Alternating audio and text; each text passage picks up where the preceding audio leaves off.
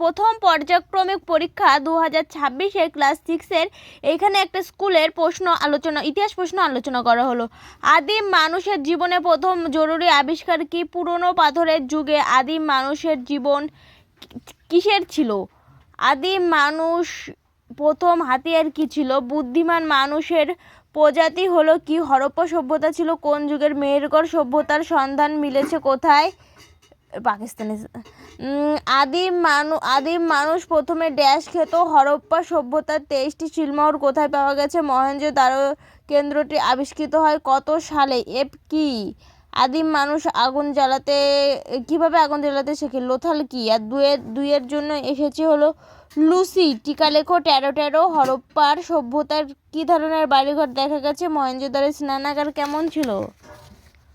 তারপরের প্রশ্ন হলো 5 থেকে 6টি বাক্যে উত্তর দাও। নতুন পাথরের যুগ সম্পর্কে লেখো। আদিম মানুষ কেন জমাট বেঁধেছিল? এর ফলে কি লাভ হয়েছিল? হরপ্পা সভ্যতার নগর পরিকল্পনা সম্বন্ধে লেখো। টিকা লেখো হরপ্পার লিপি। তারপরে 5-এর জন্য ইম্পর্টেন্ট প্রশ্ন ছিল 8 থেকে 10টি বাক্যে উত্তর দাও যে কোনো দুটি।